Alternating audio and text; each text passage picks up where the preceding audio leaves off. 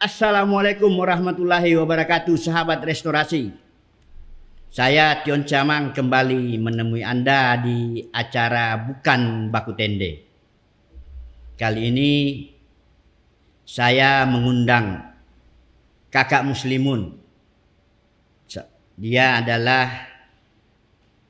Sekretaris Wilayah Partai Nasdem Sulawesi Tengah dan juga diberi kehormatan oleh rakyat Kota Palu sebagai anggota DPRD. Dia terpilih ya pada periode 2019-2024. Insya Allah kita doakan beliau bisa amanah. Amin. Amin, amin, amin. Tetapi gara-gara dia di DPR rambutnya putih semua sudah ini saya lihat. Oke, sahabat restorasi, kalau di Nasdem itu kita itu selalu baku panggil kakak. Bahkan Ana kalau sama-sama anggota Nasdem, Ana bisa panggil kakak ke bapaknya. Kakak ini apa istilah di Nasdem sebenarnya? Itu singkatan atau memang kakak? Kakak Kimung. Ya, Assalamualaikum warahmatullahi wabarakatuh dan salam sejahtera buat kita semua. Kak Tion, Ya. Kelihatannya pertanyaannya menarik juga. Ini sebutan kakak ini ya di saat Nasdem awal berdiri, ini kelihatannya kan Nasdem ini agak lebih populer dia di wilayah timur. Makanya kakak ini lebih familiar kita di wilayah timur dengan singkatan kawan kader. Oh, kawan kader. Kakak itu kawan kader. Sahabat restorasi. Selain itu mungkin ada makna lain. Ya tidak. Itu saja ya. Nah, saya kira seperti orang Papua biasa panggil kakak dan semuanya, kalau di timur biasa panggil kakak. Oke, sahabat restorasi, kali ini saya mau ajak kakak Muslimun, ya biasa dia dipanggil Kimu, untuk obrol santai terkait dengan Nasdem sebagai partai modern. Ya. Kakak Muslimun, kita selalu mendengar Surya Paloh dalam pidato-pidato politiknya selalu bilang bahwa Partai Nasdem ini didedikasikan kepada rakyat dan akan dikelola sebagai partai modern. Partai modern ini seperti apa? Ya, kalau lihat filosofi lahirnya Nasdem ini kan sebenarnya yang melihat kebuntuan partai secara nasional. Karena kalau lihat survei di mana-mana ini kan kepercayaan partai terhadap rakyat yang menilai partai ini kan sebenarnya jauh sekali terjadi penurunan terkait soal kepercayaan. Nah, sehingga kehadiran Nasdem ya kita tidak mau seperti partai lain juga. Kita mau ini ada perubahan di Indonesia. Nah, sebenarnya itu kegelisahan sampai lahirnya Nasdem. Nah, Nasdem sendiri kalau mau dilihat ya hampir sama lah dengan partai-partai lain. Nah, cuma dalam bentuk pengelolaan partainya ya kalau mau dibilang partai modern ya kita sudah menjalankan mekanisme dan aturan partai secara modern. Bagaimana itu? Nah, satu soal partai ini kan tidak ada yang tidak pasti. Ya kan. Kedua, dalam menjalankan sebuah keputusan kita mengambil sebuah sikap yang demokratis. Ketiga, ya manajemen partai dijalankan sesuai dengan zamannya. Contoh misalkan dulu orang tidak mengenal internet. Sekarang partai sudah menjalankan aturan main lewat media sosial dan macam-macam. Itu salah satu alasan kenapa ada program Nasdem Digital ya. Ya, kan sebenarnya program Nasdem Digital ini lahir dari kegelisahan karena kalau lihat bonus demografi kita ini kan kelompok milenial itu begitu besar. Nah, segmen ini yang kita harapkan yang bisa di-guide oleh Nasdem. Sehingga kita berharap Nasdem juga dapat hati di tengah-tengah kelompok milenial. Berarti perlu manajemen partai yang ya alhamdulillah kalau untuk Sulawesi Tengah sendiri, Kakak Tion, Nasdem awalnya kan kita dicibir. Dianggap partai nasi goreng. Begitu ya. Nasi goreng. Ya makanya kalau lihat kehadiran Nasdem awal-awal di Indonesia, apalagi di Sulawesi Tengah ini kan, kalau mau dibilang kehadirannya juga tidak ada tokoh yang begitu kuat, tokoh sentral. Hampir semua kan diisi oleh anak-anak muda. Iya. Ya alhamdulillah 2014 kita ikut pemilu di awal, Sultan kita dapat 42 kursi. Dan menurut saya ini tidak mudah ya. Karena komitmen kita berpartai ini, apa yang partai bisa berikan sama rakyat. Sehingga rakyat mempercayai Nasdem. Menarik. Saya mau dalami di soal manajemen partai tadi. Sehingga Nasdem bisa tampil menjadi pemenang. Pasti ada sesuatu yang ada rahasia lah bagaimana partai itu dikelola. Kalau mau dibilang rahasia tidak. Sebenarnya apapun itu di organisasi manapun, mau dia partai politik, di organisasi massa, di organisasi apa yang selama ini berkembang di Indonesia, kuncinya cuma satu, bahu membahu, kolektivitas, gotong royong. gotong royong. Oke, jadi koreksi kalau saya salah ya. Kalau saya simpulkan tadi soal Partai Nasdem ya ingin dibangun sebagai partai modern, artinya dari penjelasannya Kakak Muslimun ini, Nasdem itu ingin dibangun sebagai partai yang berbeda.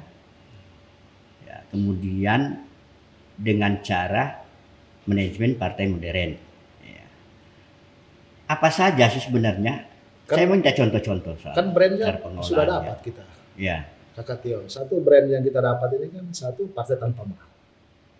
Partai tanpa mahar yang artinya membedakan. Kalau lihat partai tanpa mahar ini kan tidak ada yang melakukan selain Nasdem. Sehingga brand itu melekat betul di Nasdem. Nah hampir dipastikan mulai dari 2014 pilkada, ya jujur saja, kalau mau dibilang kaya seharusnya saya ini yang menerima banyak uang. Karena ini komitmen partai, bahkan materai calon kita belikan pada waktu itu. Waktu pemilu 2000 pilkada 2014 dilaksanakan, ya Nasdem sudah mempraktekkan itu. Bahkan coba bisa ditanya sama calon-calon yang maju, mau bupati, mau wali kota, mau gubernur, yang menggunakan partai Nasdem, pernahkah dimintai uang? Oke, itu satu ya. Tetapi banyak peminatkah di Nasdem ini? Nah kalau lihat peminat untuk pilkada, ya Nasdem pasti orang kejar. Karena untuk 2019 ini kan kursi Nasdem lumayan banyak ini. Kita ada 64 plus 1 di pusat. Berarti kita ada 65 kursi. Nah sehingga kenaikan 2014 menuju 2019 kita kenaikannya sekitar 70% dari kursi. Drastis ya. Nah cuma kan dulu 2014 ini kan kalau mau dilihat Nasdem ini kan selalu dicomot. Ini partai apa ini? Anak-anak muda semua. Tapi dengan dicomot seperti itu, ya ini membangkitkan semangat di teman-teman semua. Ya karena Nasdem ini dibangun dengan kolektivitas. Kami tidak pernah berpikir mau jadi apa ke depannya. Yang penting partai ini harus dibangun dan harus dibesarkan. Jadi awalnya dipandang enteng ya. Dan pandang enteng itu yang menjadi lecut. Artinya itulah yang memotivasi kami. Karena di dalam Nasdem ini kan hampir bisa dipastikan backgroundnya hampir rata-rata aktivis. Yang soal demo, soal macam-macamnya ini kan bukan menjadi mainan yang baru. Ini yang sudah lazim dikerjakan sebelum terlibat di partai. Jadi kalau soal gagasan dan macam-macamnya yang sering dilakukan, karena Nasdem ini kan ya jujur saja partai yang tidak pernah tutup kantornya. Makanya orang bilang Nasdem ini apa bedanya dengan LSM? Ya ini kan rumah rakyat. Untuk apa ditutup? Dia ditutup selagi kalau tidak ada orang. Nah, sepanjang hari di Nasdem ini alhamdulillah ada yang tinggal dan kursi selalu tidak pernah berdebu karena selalu diisi orang. Dengan kerja ya yang hampir tidak ada kata istirahat itu, apakah banyak kader-kader yang betah atau banyak yang justru keluar begitu, tidak tahan begitu? Kan sebenarnya soal betah atau tidak atau dia mau bertanding kan soal irama partai. Hmm. Karena Partai Nasdem ini kan ya banyak orang bilang ya ini partai otoriter, partai yang tidak pernah menjalankan sistem di dalamnya. Padahal sebenarnya tidak. Kami membangun partai ini dengan semangat gotong royong, semangat kebersamaan, sehingga evaluasinya bukan hanya sebulan sekali, ini hampir tiap hari. Karena tiap hari orang akan berdiskusi terus di kantor. Coba dicek di kantor-kantor partai lain. Bukan saya membanggakan karena saya sekretaris partai, tidak. Bukan karena saya orang Nasdem, tidak. Coba dicek kantor partai yang setiap hari buka ini kantor mana? Nasdem ya. Yang tidak pernah sunyi. Makanya orang bilang Nasdem ini hadir dimanapun. Contoh kalau ada bencana, kita tidak pernah luput. Ya. Orang bilang yang memberi tanpa ampun, ya itu slogan yang kita pakai. Memberi tanpa ampun. Wah, bahaya juga ini slogan ini. Iyalah, artinya kan begini Kakak Tio. Kan sekarang anggota DPR kita sudah banyak. Ini kan kalau patung-patungan, apa yang tidak bisa dikerjakan? Enggak, saya mau potong dulu. Saya mau tanya ini kan, salah satu esensi politik tanpa mahar untuk proses rekrutmen bagi tokoh-tokoh, baik pemuda dan perempuan maupun tokoh-tokoh lainnya, tanda kutip tidak punya logistik yang kuat untuk bisa diserap ya di Nasdem. Tapi seberapa besar sih kader-kader, dulu banyak yang disebut aktivis yang ingin ikut berpolitik tapi tanpa duit, seberapa banyak ya, bisa terserap? Jujur saja Kakak Tio, dengan masuknya Kakak Ahmad Ali di Nasdem, ini kan membuat satu energi baru yang sebelumnya kita kumpulan, orang bilang kumpulan gerombolan. Ya. Nah setelah Kakak Ali masuk di Nasdem, ya kumpulan gerombolan ini menjadi terarah. Ya jujur saja Kakak Ahmad Ali ini figur sentral di Nasdem. Sampai sekarang. Dan itu tidak bisa ternafikan di Nasdem. Dan saya ya kalau mau jujur hormat betul sama beliau. Karena besarnya Nasdem ya dari dia. Bagaimana kita membangun ini partai, susahnya minta ampun. Jujur saja yang paling banyak mengeluarkan dan mengorbankan finansial kita Ahmad Ali.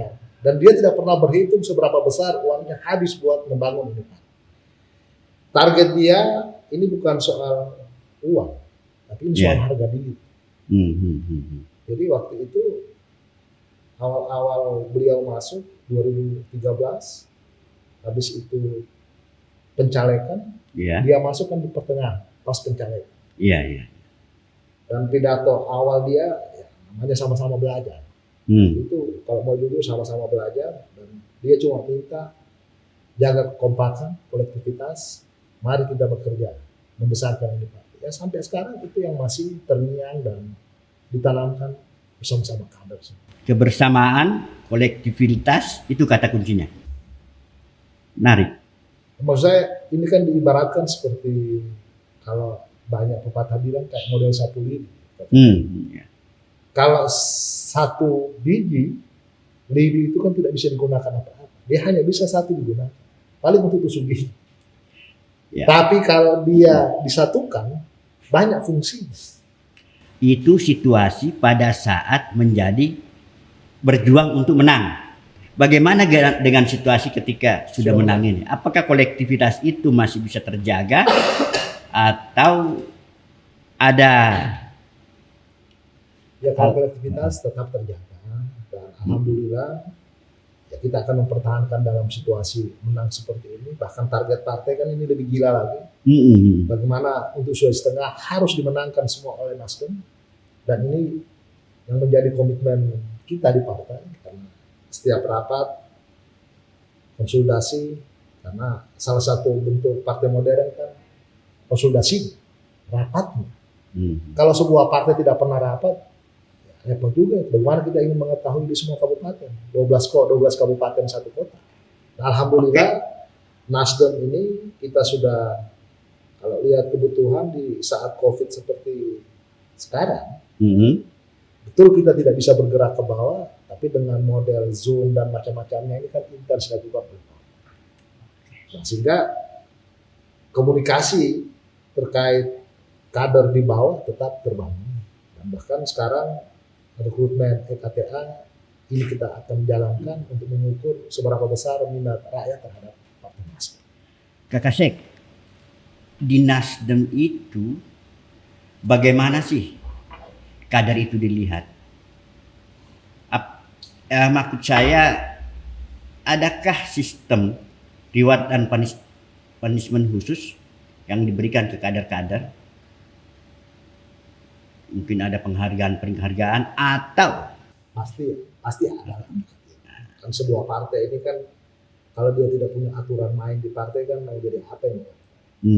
Makanya Nasdem berpedoman dengan peraturan partai nomor 1 yang diterbitkan oleh DPP ini diadopsi dan diturunkan ke semua level.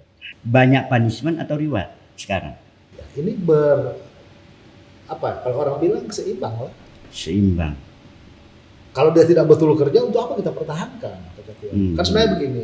Ya. Sekarang kan kehormatan yang contoh misalkan kehormatan yang diberikan kepada anggota DPR. Kalau kehormatan sudah diberikan, kau tidak mampu melayani rakyat, untuk apa? Dulu kau menghamba suara kepada rakyat. Setelah jadi kau abaikan suara itu. Ini kan naif. Dan itu tidak boleh terjadi di Nasdem. Makanya tidak heran Nasdem ini seringkali mengganti pimpinan-pimpinan di DPR ya karena itu. Partai punya evaluasi yang setiap saat kita lakukan. Jadi partai tidak lepas. Oh iya, kita tidak memutuskan secara subjektif, Kakak. Partai ini objektif.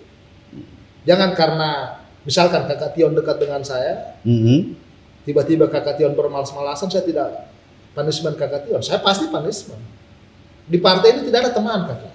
Yang ada adalah mengukur etos kerja. Jadi ada sanksi tegas ya bagi kader-kader yang Kakak bisa lihat. Selama 2019 ini baru jalan mau hampir 2 tahun, lebih sedikit, lebih 15 hari atau 16 hari ini kan sudah banyak pergantian di unsur wakil ketua, unsur-unsur ketua. Nah, kenapa kita lakukan itu? Ya karena satu, tidak berkomitmen. Kalau rewardnya gimana? Ya rewardnya satu, ya teman-teman kan biasanya dapat sesuatu di partai ini, misalkan ada pokirnya kata Ahmad Ali, ya kita turunkan ke wilayahnya yang lebih banyak. Gitu ya. Dan itu rakyat bisa rasakan. Nah, kalau soal uang, ya sudah pasti dia punya uang. Untuk apa dikasih uang? Tapi kan yang dibutuhkan bagaimana dia bisa jadi kembali. Karena rakyat suka. Caranya lewat apa? Ya lihat bantuan-bantuan dari pusat itu yang lebih banyak ke wilayah. Sehingga itulah bentuk penghargaan partai terhadap. Selain supporting dari Ahmad Ali, dari kader sendiri ya kan tadi kita bicara gotong royong ya. Ada gotong royong pendanaan dan kalau ya soal sanksi partai ini kan biasanya kita terapkan di partai. Dan itu sudah terbukti di unsur-unsur ketua yang menduduki di DPR kan sudah berapa yang kita ganti. Nah soal reward ya itu kita berikan biasanya karena partai ini kan seringkali berganti pengurus tanpa musyawarah, tapi ini kita nilai secara objektif, tidak ada yang subjektif. Sehingga rewardnya kita kasih dia jabatan yang strategis di partai. Nanti akan dilihat lagi. Kalau dalam 3 bulan dia tidak lakukan pembenahan dan perbaikan, kita ganti lagi. Rolling lagi ya. Nah, ini kan kalau di Nasdem menurut saya kan sering saya ditanya sama teman-teman wartawan. Luar biasa Nasdem. Ini memang bukan hal yang baru di Nasdem seperti ini. Ini kan kalau mau dibilang kebiasaan tidak juga kebiasaan, tapi bukan sesuatu yang wah, tapi ini wajar. Masa mau dibiarkan kapal ini mau karam? Ya. Kalau tidak cepat dibenahi, maka perlu dilakukan tindakan. Kalau reward itu kan bagus ya. Kalau sanksi ini itu kan karena beresiko itu kan, apalagi pasti mungkin ada sorotan dari kader yang dikenai sanksi. Biasa lah itu. Mengambil keputusan yang paling pelik pun pasti punya resiko. Apalagi resiko jabatan. Termasuk ke sekretaris ini. Ya. Ya, artinya kalau mau dibilang sekretaris ini Tion, resiko paling besar. Karena jantungnya organisasi kan ada di saya. Nah kalau saya tidak tegas, maka organisasi mau jadi apa? Sudah berapa tahun sih jadi sekretaris? Kalau bilang suka duka ini Kakak Tion, karena Nasdem ini lahir dari rahim kami semua yang bangun. Awalnya saya belum jadi sekretaris wilayah. Dulu 2013 setelah berubah jadi partai, kan awalnya ormas. Ormas berubah jadi partai 2012 pertengahan, 1 tahun pembenahan apa segala macam. Dulu saya pegang jabatan sekretaris kota. Wah, spesialis sekretaris memang Kakak seksi rupanya. Saya tidak tahu lah Kakak Tion, tapi memang kalau lihat-lihatnya dulu di organisasi lembaga swadaya kan juga sekretaris juga. Sekretaris. Dulu benahi ini, benahi itu. Pas dilempar di organisasi yang rusak, setelah kita benahi, ya sudah. Dia normal, kita pindah lagi. Cari yang rusak di mana lagi. Begitu ya. Oke. Tapi kalau ya suka duka, itu. Apa? Sebenarnya dukanya yang paling banyak. Dukanya. Bagaimana itu? Dukanya bagaimana? Coba cerita. Ini kan biasanya bertentangan dengan hati nurani dulu gitu. Karena untuk masifnya orang. Ya. Terutama soal sanksi tadi ya. Sanksi. Kan biasanya kan kalau orang sudah duduk di kursi enak, dia lupa. Nah, kita memutuskan sesuatu yang di luar dugaan yang bersangkutan. Pasti sakit. Dia tidak bisa bayangkan. Belakangnya dikasih putus. Dan yang paling beresiko kan saya. Tapi kan sebelum kita melakukan itu kan ada win-win solusi kita berikan. Itu dukanya. Ya. Kalau sukanya bagaimana? Sukanya apa ya? Keliling Sulawesi Tengah ini ya sukanya di situ. Ketemu dengan orang, ketemu kader, ketemu rakyat. Ya, hampir bisa dipastikan pergantian di Nasdem ini kan hampir berapa kali pergantian ketua ya. Tapi selalu kita yang bertahan. Saya bilang, ini kenapa tidak satu paket diganti? Oh begitu. Contoh misalkan dulu dari Ahmad Ali, tiba-tiba diganti sama Aristan. Aristan tidak berselang begitu panjang, diganti dengan almarhum Tamidi. Setelah almarhum Tamidi, ini yang harus juga menurut saya salah satu kakak yang banyak memberikan contoh yang baik terhadap ini partai. Kedua, tidak pernah kata menyerah dalam kerja-kerja partai. Mau sampai jam berapapun dia kontrol. Menurut saya, tipikal pemimpin yang model begitu yang agak susah dicari. Kedua, orangnya juga almarhum ini kan bersahaja semua kalangan. Mulai dari kelas mana yang dia tidak sentuh. Yang pemabuk oke, pemusik oke, akademisi oke, agamawan oke. Bahkan setahu saya dalam kondisi sakit pun beliau roadshow untuk konsolidasi partai ini ya menjelang. Yang terakhir itu waktu ada rapat Bapilu se-Indonesia. Itu kalau tidak salah ingat saya 2000 sebelum masuk di 2019 ya. 2017 itu ada komitmen yang dibangun oleh Ketua Umum SP bersama semua ketua-ketua DPW untuk membangun komitmen penandatanganan itu. Nah, waktu itu yang hadir saya dengan almarhum cuma bilang satu gini. Saya bilang Bismillah saja. Artinya kalau bahasa orang di Palu bilang tak dulu sudah kita datang. Kalau kita tidak membuat itu, ini kan kayaknya kita dibilang ya sudah kita ambil resiko saja kan. Nah, setelah pulang dari rapat konsolidasi dilakukan oleh DPP, makanya partai tidak pernah berhenti bekerja. Pokoknya orang Palu bilang patah kalau mau patah. Kalau 2 minggu kita keliling, pulang 3 hari ke Palu cuma ganti baju, simpan, cuci apa segala macam, kering kembali, setrika, mahal lagi. Oke Kak Sek, terakhir ini. Ini menjelang pemilu ya kan. Proses-proses administrasi partai juga mulai kita benahi sama-sama untuk dalam rangka menghadapi pemilu 2024. Bagaimana sih susahnya mengelola administrasi. Kalau mengelola partai ini kan ada teamwork di dalam. Kita tempatkan pengurus sesuai dengan minat dan kemampuan, sehingga partai ini tidak bersandar pada 1-2 orang saja. Semua bisa bekerja secara kolektif, sehingga beban pekerjaan bisa didistribusi. Apakah ada teamwork ini setiap hari? Seperti yang dibilang tadi itu, hampir tiap hari kerja. Tidak mungkin ini partai bisa seperti ini kalau tidak ada teamwork. Harus bisa siapa saja yang dikerjakan itu? Ya banyak.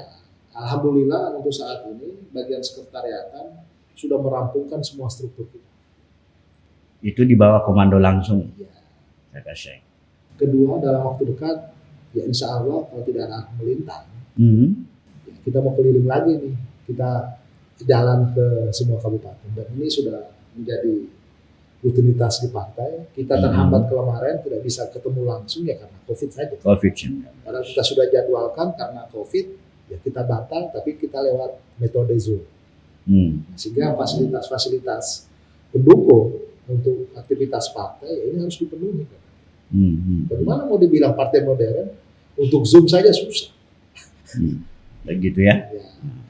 Alhamdulillah ini juga dalam waktu dekat kita sudah akan melakukan roadshow. Kalau bahasanya Kakak Hamdin sebagai wakil ketua bidang media sebelumnya, dia bilang mari kita membuat jok yang baru. Kalau dulu kan tagline-nya berkelana 1, berkelana 2, berkelana 3. Nah ini kita tidak tahu apalagi tagline yang beliau akan buat, sehingga pasti orang di rumah rindu.